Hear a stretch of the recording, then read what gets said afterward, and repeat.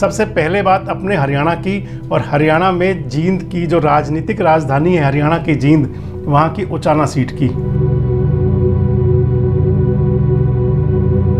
तो मौसम खराब होने के चलते पश्चिम बंगाल की मुख्यमंत्री ममता बनर्जी के हेलीकॉप्टर की इमरजेंसी लैंडिंग की गई। जनता दल यूनाइटेड ने प्रधानमंत्री नरेंद्र मोदी पर हमला बोला है कि महाराष्ट्र में तेलंगाना के मुख्यमंत्री चंद्रशेखर राव की उपस्थिति में महाराष्ट्र के कई नेताओं ने बीआरएस का दामन थामा है।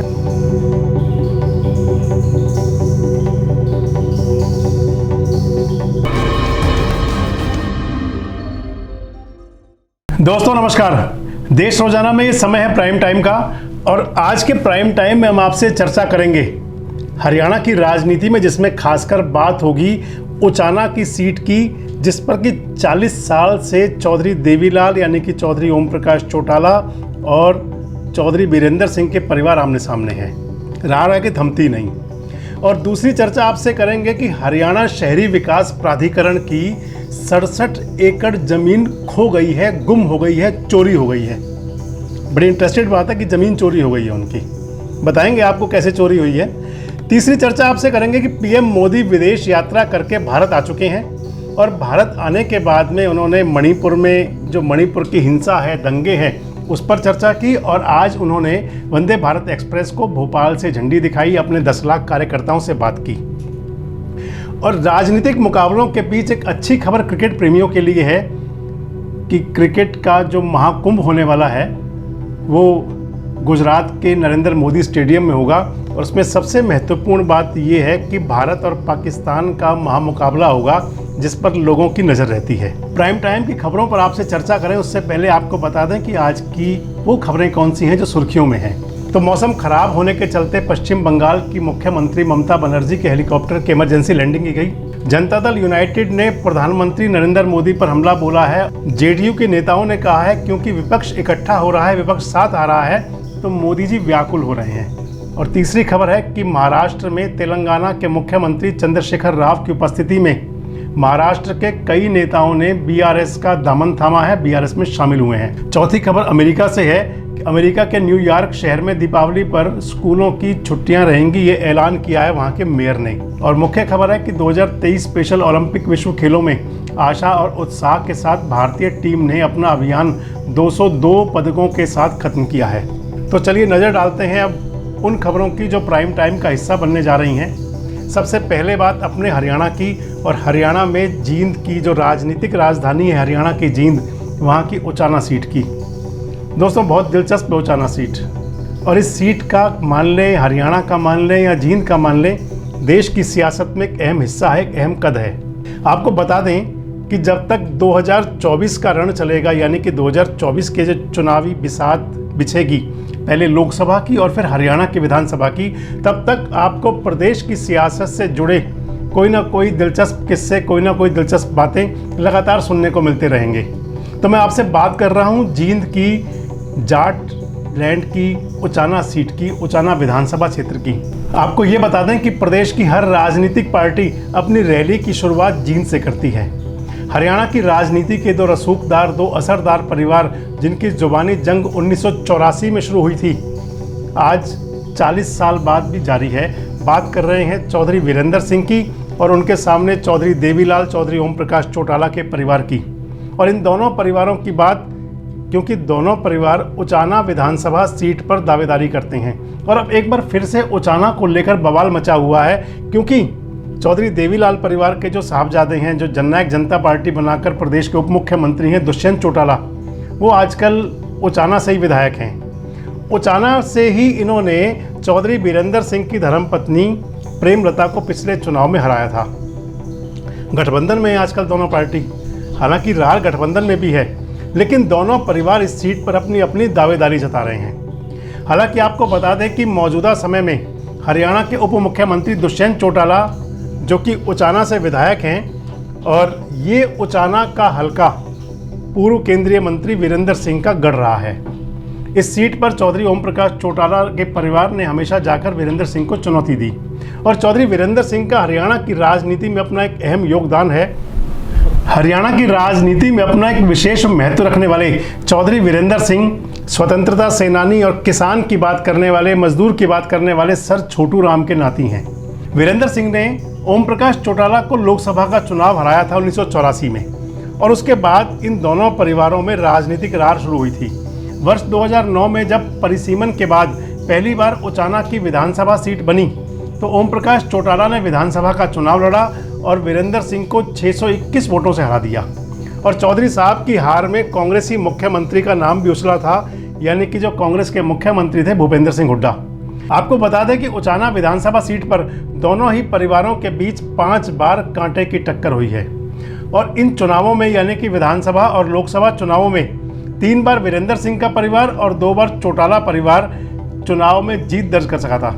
उचाना सीट अपने अस्तित्व में आई थी 1977 में और इस सीट पर सबसे ज़्यादा 5 बार चुनाव जीतने वाले नेता चौधरी वीरेंद्र सिंह हैं। वीरेंद्र सिंह कांग्रेस के कद्दावर नेता रहे थे, हुड्डा सरकार में वित्त मंत्री रहे थे, मुख्यमंत्री के दावेदार भी थे और मान लें कि चौधरी वीरेंद्र सिंह कांग्रेस में रहते हुए वेटिंग सीएम रहे, यानी कि कतार के मुख्यमंत्री।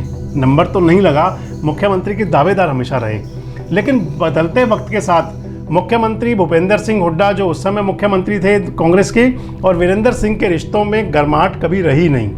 वर्ष 2009 के चुनाव में वीरेंद्र सिंह ओम प्रकाश चौटाला से विधानसभा का चुनाव हार गए और 2014 में वीरेंद्र सिंह भारतीय जनता पार्टी में शामिल हो गए। 2014 के चुनाव से पहले ही बीजेपी ने उनको राज्यसभा में भेजा और भारत की सरकार में, मोदी सरकार में वे मंत्री बने।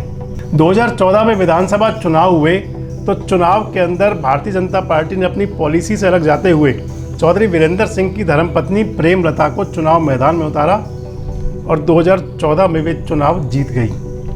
उसके बाद 2019 में चुनाव हुआ लोकसभा का और लोकसभा चुनाव में चौधरी वीरेंद्र सिंह के बेटे बृजेंद्र सिंह ने दुष्यंत चौटाला को चुनाव में हरा दिया और 2019 के अंदर फिर विधानसभा का चुनाव जब हुआ तो दुष्यंत चौटाला ने उचाना विधानसभा सीट से प्रेमलता को चुनाव में शिकस्त दे दी। और अब 2024 के रण में ये दोनों ही परिवार अपनी इस सीट को छोड़ना नहीं चाहते, यानी कि उचाना की सीट को ना चौधरी ओम प्रकाश चौटाला का परिवार, जिस पर दुष्यंत इस समय अगुवाई कर रहे हैं, वो छोड़ना चाहते हैं और ना वीरेंद्र सिंह। गठबंधन चल रहा है अभी तक, दोनों इस पर अपनी दावेदारी कर रहे हैं। गठबंधन पर संशय के बादल हैं। गठबंधन कहाँ तक जाएगा ये बहुत जल्दी संभवतः आने वाले कुछ दिनों में तय हो जाएगा। गठबंधन चलता है या टूटता है। भाजपा के हरियाणा प्रभारी विप्लव देव ने इस सीट पर चौधरी वीरेंद्र सिंह की पत्नी प्रेमलता को पार्टी का उम्मीदवार घोषित कर ये जो रार उचाना वाली है वो छेड़ी थी, यानी कि शांत पड़े एक माहौल में उन्होंने एक अलग सा राग छेड़ दिया था विप्लव देव जी ने उचाना में, और जब ये कहा था कि प्रेमलता भाजपा की प्रत्याशी होंगी। और दूसरी तरफ उप मुख्यमंत्री दुष्यंत चौटाला ने खुद वहां जाकर अपनी दावेदारी ठोकी कि मैं वहां से चुनाव लड़ूंगा। अब ऐसे में देखना होगा कि 2024 के रण में उचाना विधानसभा का सीट जो चुनाव होगा कितना रोचक होगा। आपको एक बात और बता दें कि एक तरफ जहां गठबंधन टूटने की बात है, गठबंधन रहेगा या टूटेगा उस कंडीशन में क्या होगा, और दूसरी तरफ क्या वीरेंद्र सिंह बीजेपी में बने रहेंगे या बीजेपी छोड़ सकते हैं। आपसे फिर चर्चा किसी दिन करेंगे कि 2 अक्टूबर को जो रैली करने जा रहे हैं वीरेंद्र सिंह, चर्चा ये है कि वीरेंद्र सिंह बीजेपी छोड़ सकते हैं और आजकल उनका मन भी कम लग रहा है। चर्चाएं ये भी हैं कि वो अपनी पार्टी बना सकते हैं। खैर ये भविष्य की बात है और आपसे आने वाले दिनों में इस पर चर्चा जरूर करेंगे। हरियाणा की राजनीति कितनी दिलचस्प होगी, इसके क्या क्या नए रंग होंगे। जैसे जैसे ये चुनावी समर आगे बढ़ेगी वैसे वैसे ही चुनावी रंग निखर कर सामने आएंगे और हमारा वायदा कि आपको समय समय पर जानकारी दिया करेंगे। तो दूसरी खबर मैंने आपसे बताया था कि साइबर सिटी गुरुग्राम, वहाँ पर हरियाणा शहरी विकास प्राधिकरण की ज़मीन चोरी हो गई है। अब इसे घोटाला माने या हेराफेरी और या फिर कोई कागजों में कमी। वैसे ज़मीन घोटालों के मामलों में गुरुग्राम हमेशा चर्चा में रहता है, बहुत महंगी ज़मीन है गुड़गांव के अंदर। और अब एक मामला सामने आ रहा है हरियाणा शहरी विकास प्राधिकरण यानी कि HSVP का, जिसके रिकॉर्ड से गुरुग्राम के 3 सेक्टरों की 68 एकड़ ज़मीन गायब है और उसका खुलासा किया है विभाग की सर्वे ब्रांच की टीम ने पिछले सप्ताह। और अब इसको लेकर अधिकारियों में हड़कंप मचा हुआ है। हरियाणा शहरी विकास प्राधिकरण की सूत्रों से मिली जो जानकारी है उसके मुताबिक सेक्टर 1, 2 और 3 को विकसित करने के लिए पालम विहार के नज़दीक 103 एकड़ ज़मीन का वर्ष 1999 में अधिग्रहण किया गया था। 2000 से लेकर 2007 तक 10 लोगों को इस जमीन का मुआवजा भी दिया गया और अब इसमें से 35 एकड़ पर 3 सेक्टर्स में 163 प्लॉट काटकर विकसित कर दिया गया है। बाकी की 68 एकड़ जमीन खाली छोड़ दी गई थी उस समय। और अब जमीन ग्रुप हाउसिंग सोसाइटी विकसित करने के लिए हरियाणा शहरी विकास प्राधिकरण की सर्वे ब्रांच की टीम ने जब जमीन को देखने के लिए इन 3 सेक्टरों में पैमाइश की तो वहाँ 5 एकड़ जमीन की अतिरिक्त जरूरत पड़ रही थी, लेकिन मौके पर कोई जमीन मिली ही नहीं।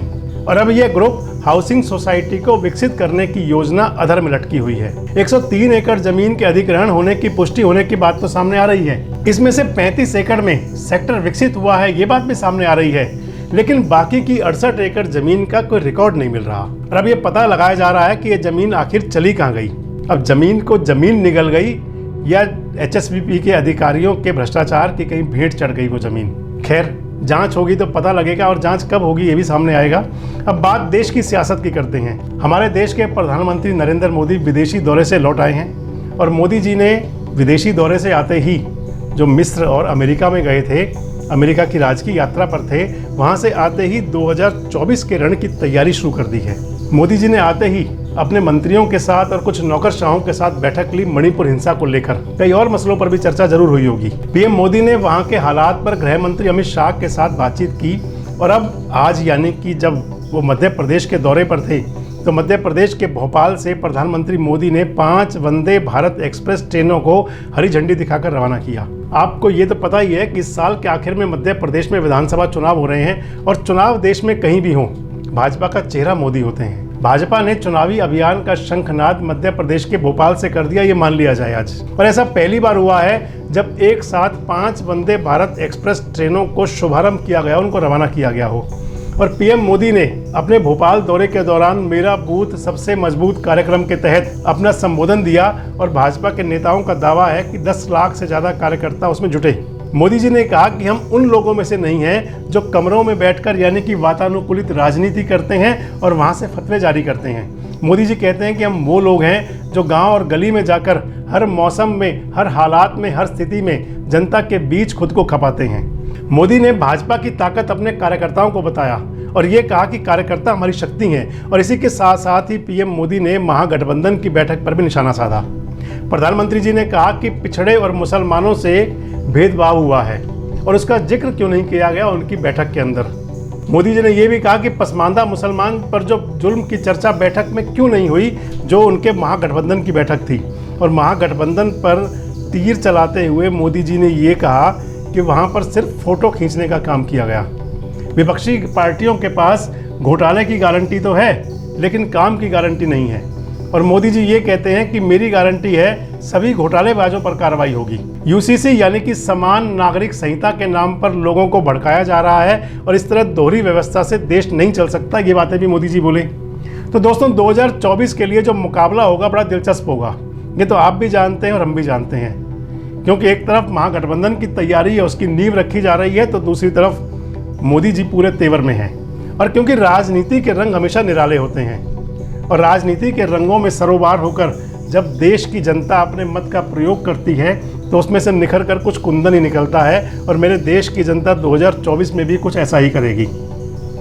तो चलिए बढ़ते इन राजनीतिक मुकाबलों के बीच आपसे चर्चा करते हैं उस दिलचस्प मुकाबले की जिसको कि क्रिकेट प्रेमियों का खासकर इंतजार होता है।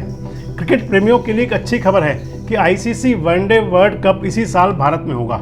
इसका शेड्यूल जारी कर दिया गया है। क्रिकेट के इतिहास में ऐसा पहली बार होगा जब पूरा वर्ल्ड कप भारत में खेला जाएगा। 5 अक्टूबर से 19 नवंबर के बीच वर्ल्ड कप का आयोजन होगा। इससे पहले भारत में 1987, 1996 और 2011 के वनडे क्रिकेट वर्ल्ड कप की संयुक्त मेजबानी भारत में हुई थी। इस बार यह टूर्नामेंट 46 दिन का रहेगा। 5 अक्टूबर को अहमदाबाद में डिफेंडिंग चैंपियन इंग्लैंड और न्यूजीलैंड के बीच इसकी शुरुआत होगी। 8 अक्टूबर को ऑस्ट्रेलिया के खिलाफ भारतीय टीम का पहला मुकाबला चेन्नई में होगा।